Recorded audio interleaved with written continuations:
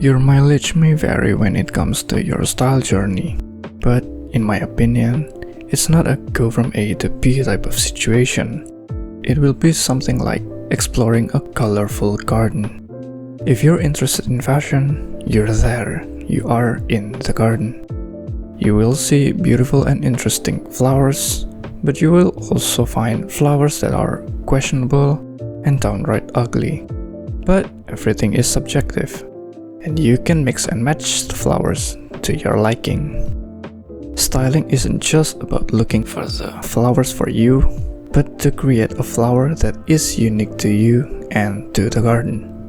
If you want to build your perfect wardrobe that caters to your personal style, you need to know these two words: personal and style.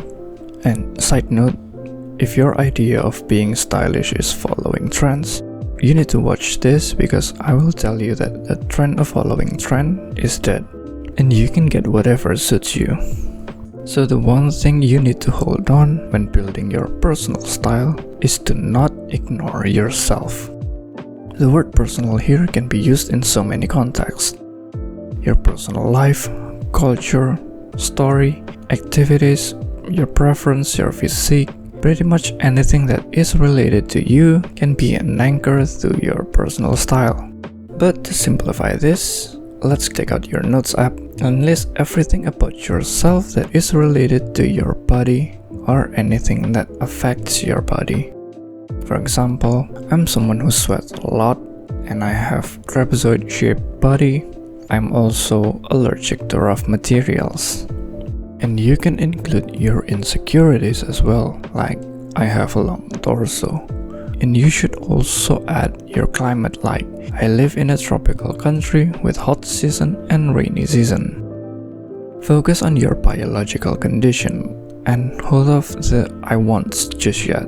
This is just about you and your current situation. To set boundaries so that you'll know what you can wear often and be comfortable wearing it. With these boundaries, you can take note of what you need to avoid. For example, because I sweat a lot, I should get clothes that are sweat absorbent and avoid clothes that change color when wet. Usually, saturated colors would show easier than neutrals. Certain materials can hide it, but in exchange, they don't absorb sweat. And for my trapezoid body, I don't think I have many limitations here and I can get whatever. Third, since I get itchy when wearing rough materials, I should definitely avoid rough clothes. And with a longer torso, low-rise pants won't look right, so high-waist pants would be better. You can take note of your insecurity and the clothes that could reveal or emphasize your insecurity, like fitted clothes, sleeveless or cropped. And lastly, because I live in a hot place, I need to get items that are breathable, not too thick, and long enough to cover my skin. A side note, lifestyle can be a huge determiner when personalizing your style, but I will discuss it in a different video because it is a different problem that requires a different approach. So subscribe if you're interested. All I can say for now with lifestyle is to not make it your limitation. Use it as an outlet for creativity where you can express your style while staying in the appropriate dress code. That's why it's called lifestyle, not just life. Anyway, this list of boundaries need to be your top priority when buying clothes and experimenting your personal style. If you got your boundaries set, you can start working on the I wants. The first step I would do here is to expand my references. You can search fashion on TikTok, Instagram, YouTube, Pinterest, whatever to find reference. Scroll around and save or like or screenshot the outfits that pique your interest. You need to save as much as you can until you are bored of scrolling. I think that is a good indicator to stop. P.S. You should save the outfits you would actually wear. I like avant-garde looks, but would I wear them when I'm outside? No. so save the reference you would actually wear outside. So next, go to the references you've saved. If you can, group them by their looks, their vibes, colors, or style name. Don't just put them in a single pile of reference because it will be confusing to you and won't help you decide the style you want to try. After you group your references, you can start bringing up your boundaries and consider, would these references fit within your boundaries? Does it look like you can wear them outside? Like for me, does it look like I can wear them and I won't get sweaty? And if I do sweat, would it show? Does it flow well with my body shape?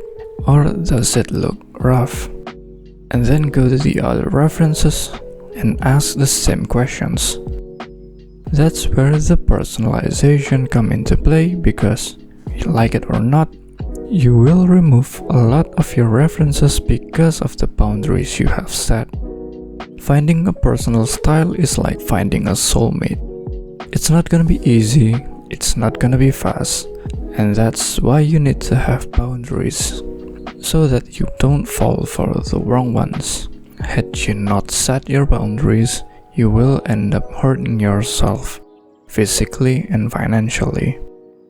You'll end up wasting time and money on styles that aren't for you when you could explore other styles that perhaps are the one for you.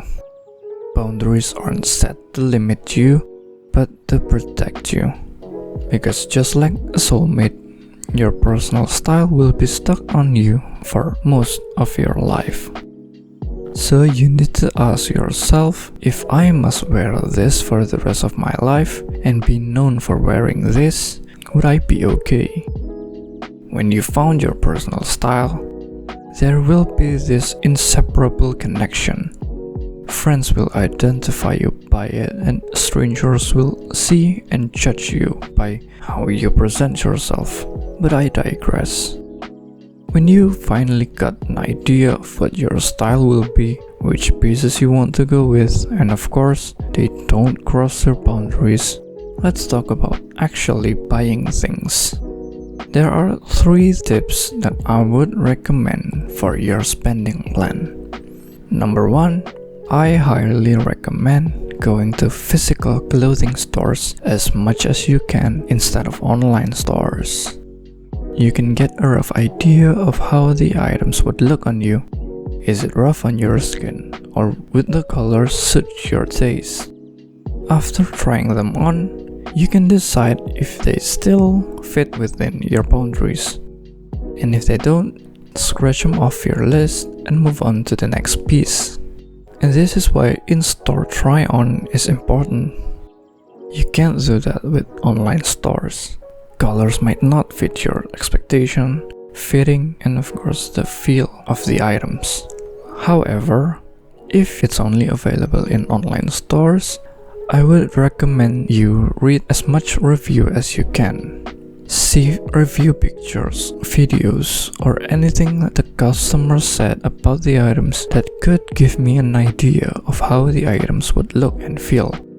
And after you've convinced yourself, the next tips is to buy 1 or 2 things at a time.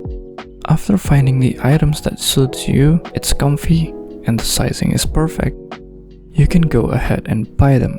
However, I won't recommend you fully commit to the style right away, especially if you're unfamiliar with the style.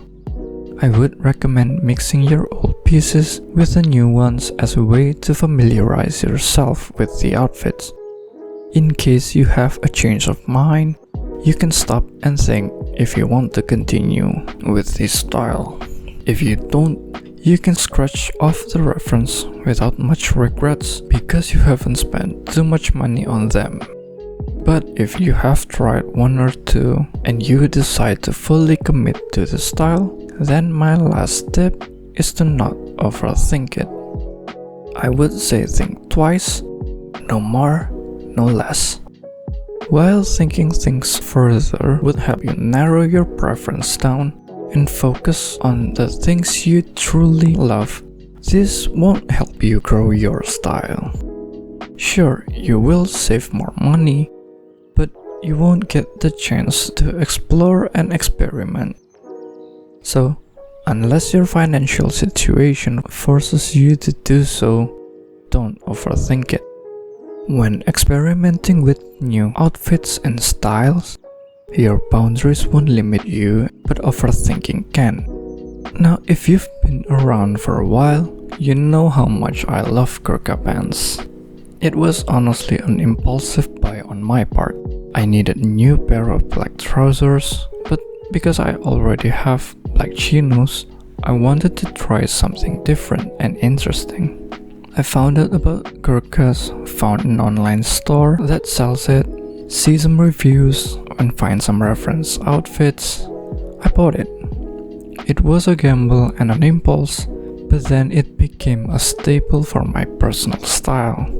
Of course, I have made questionable and dumb choices, but even then I can't say that I regretted much of it.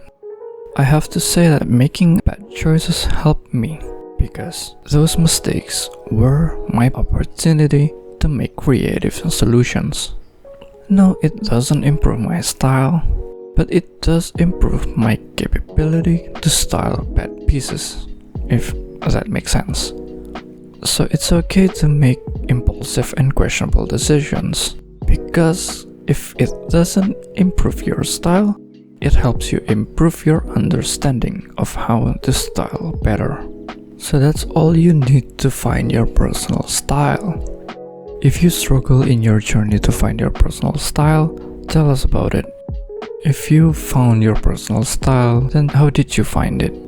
And if you have any other ideas that might help us find our personal style, share them in the comments. And that's all from me.